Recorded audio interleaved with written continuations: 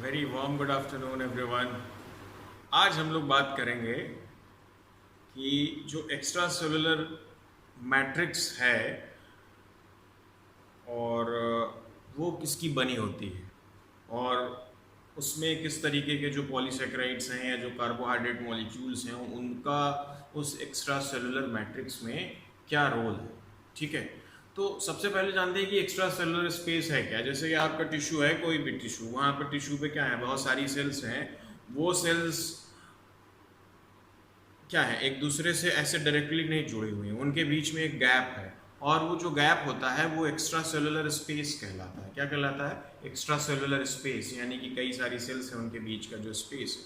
तो वो जो स्पेस होता है वो खाली जगह होती है, उसमें आप कतई प्लॉटिंग नहीं कर सकते। ठीक है, वहाँ पे अपनी गाड़ी नहीं पार्क कर सकते। ठीक, वो सेल्स के बाहर जो स्पेस है बिटवीन द सेल्स, जिसे हम एक्स्ट्रा सेलुलर स्पेस बोल रहे हैं, वो एक्स्ट्रा सेलुलर स्पेस जो होता है वो भरा हुआ होता है एक जेल लाइक मटेरियल से, जिसका नाम होता है एक्स्ट्रा सेलुलर मैट्रिक्स।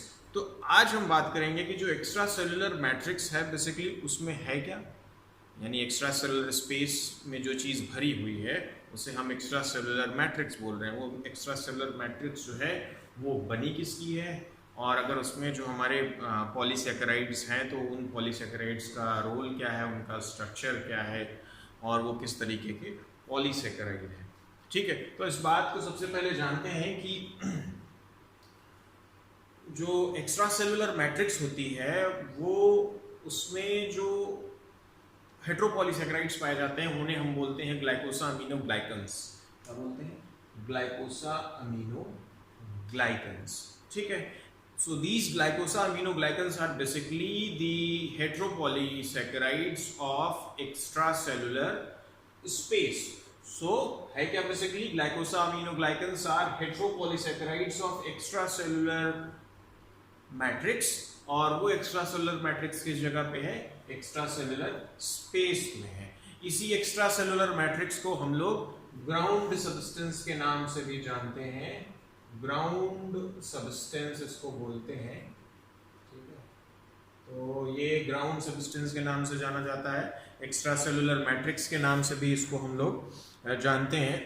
तो है क्या ये? Basically this extra cellular space is filled with a gel-like material, gel-like substance called extracellular matrix और ground substance। ठीक है, तो इसका appearance कैसा होता है?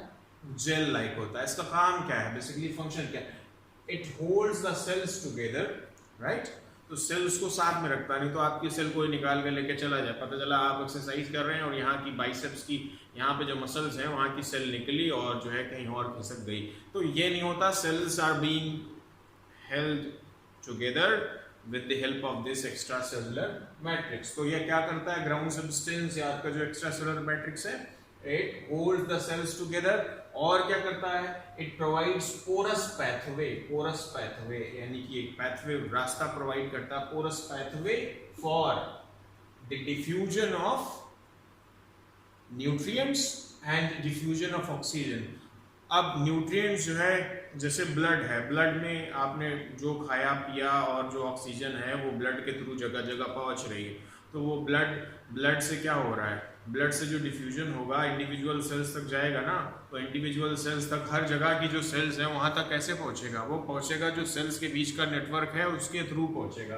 तो वो जो आपकी एक्स्ट्रा सेलुलर मैट्रिक्स है जिसे हम ग्राउंड सब्सटेंस बोल रहे हैं, apart from holding the cells together, this provides a pathway for the diffusion of materials and diffusion of oxygen। समझ में आया? तो ऑक्सीजन के डिफ्यूजन में मदद करता है, एक पैथवे प्रोवाइड करता है जिससे ऑक्सीजन इजीली डिफ्यूज कर सके और साथ ही साथ न्यूट्रिएंट्स भी। ठीक है, इसका ये भी मतलब हुआ कि उसी से सारी चीजें वापस भी होंगी, राइट? जिस रास्ते से जा रहे हैं वो वापस, वही मैट्रिक्स उनको वापस आने का भी रास्ता प्रोवाइड करेगी, यानी सेल जो मटेरियल बाहर निकालेगी एज अ वेस्ट। ठीक है, उसके बाद तो ये बेसिकली है क्या, ये जो एक्स्ट्रा सेलुलर मैट्रिक्स है, क्या इसमें सिर्फ और सिर्फ हेट्रोपॉलीसेकेराइड्स है? ऐसा नहीं, उसमें हेट्रोपॉलीसेकेराइड्स के अलावा पाई जाती हैं कुछ फाइब्रस प्रोटीन्स। वो फाइब्रस प्रोटीन्स और हेट्रोपॉलीसेकेराइड्स दोनों मिल करके आपका एक्स्ट्रा सेलुलर मैट्रिक्स बनाते हैं, यानी कि जो एक्स्ट्रा सेलुलर स्पेस है उसको फिल करने का काम करते हैं। ठीक है, उसमें जो हेट्रोपॉलीसेकेराइड पाया जा रहा है उसको हम बोल रहे हैं ग्लाइकोसा अमीनोग्लाइकन्स। तो बेसिकली जो एक्स्ट्रा सेलुलर मैट्रिक्स है, ECM यहाँ पे हम मैट्रिक्स की बात करें, this extracellular matrix is a mesh work of fibrous proteins. कौन सी proteins? Fibrous proteins. Fibrous proteins भी होती हैं, ग्लोब्यूलर प्रोटीन्स भी होती हैं, वो हम लोग प्रोटीन वाले यूनिट में पढ़ेंगे। अभी फोकस करेंगे यहाँ पे जो एक्स्ट्रा सेलुलर मैट्रिक्स है उसमें कौन सी प्रोटीन है। So this extracellular matrix is a meshwork of fibrous proteins like elastin, collagen, laminin. Okay, ये प्रोटीन्स के नाम है जो फाइब्रस प्रोटीन्स है। और उसमें क्या है?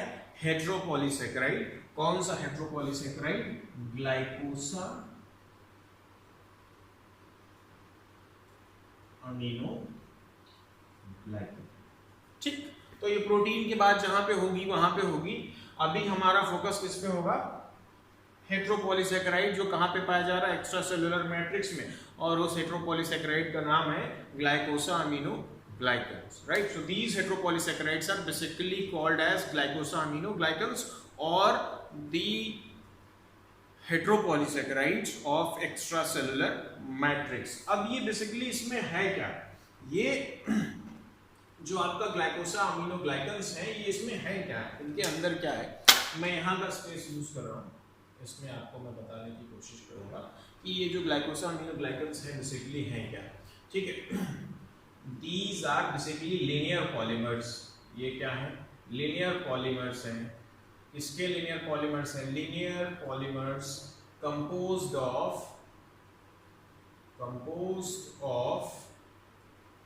repeating disaccharide units। repeating disaccharide units, मैंने repeating for R लिखा हुआ है, disaccharide for D लिखा हुआ है, units for U लिखा हुआ है, तो शॉर्ट इस बात को समझिएगा। So basically this glycosa aminoglycans are linear polymers composed of repeating disaccharide units। तो यहाँ पे जो repeats हैं वो disaccharide repeats हैं, 2 2 2। अब उन 2 में क्या है? वो जो डाइसैकेराइड रिपीट्स हैं उसमें क्या है? और उन डाइसैकेराइड रिपीट्स में ज्यादातर केसेस में एक जो मॉलिक्यूल होता है वो होता है N-एसिटिल ग्लूकोसामीन या फिर N-एसिटिल गैलेक्टोसामीन। ये ग्लूकोसामीन और गैलेक्टोसामीन में फर्क है ग्लूकोज और गैलेक्टोज का। तो जो रिपीटिंग डाइसैकेराइड यूनिट है ग्लाइकोसा अमीनोग्लाइकन्स की, उन रिपीटिंग डाइसैकेराइड यूनिट में एक मोनोसैकेराइड यूनिट जो होती है वो होती है दैट इज आइदर N-एसिटिल ग्लूकोसामीन और N-एसिटिल गैलेक्टोसामीन। ठीक है, और जो दूसरी रिपीटिंग डाइसैकेराइड मोनोसैकेराइड यूनिट होती है इसमें, तो 2 डाइसैकेराइड यूनिट्स हैं, उसमें से एक जो है N-एसिटिल ग्लूकोसामीन या फिर N-एसिटिल गैलेक्टोसामीन है, और जो दूसरी यूनिट है that is either glucuronic acid और आइडूरोनिक एसिड।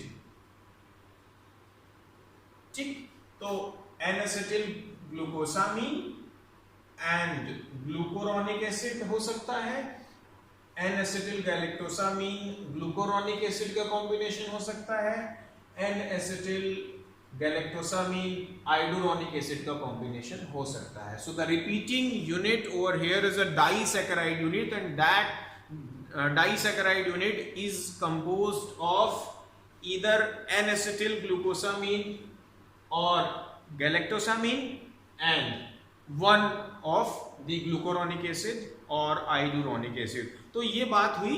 इसमें से कभी कभी क्या होता है, कुछ सल्फेटेड भी होते हैं, यानी कि सल्फर उसमें लगा, सल्फेट ग्रुप भी लगा हुआ होता है किसी एक मोनोसैकेराइड यूनिट में, उसकी हम स्पेसिफिकली बात करेंगे। तो ये हमारा रहा एक बेसिक सा इंट्रोडक्शन कि आपकी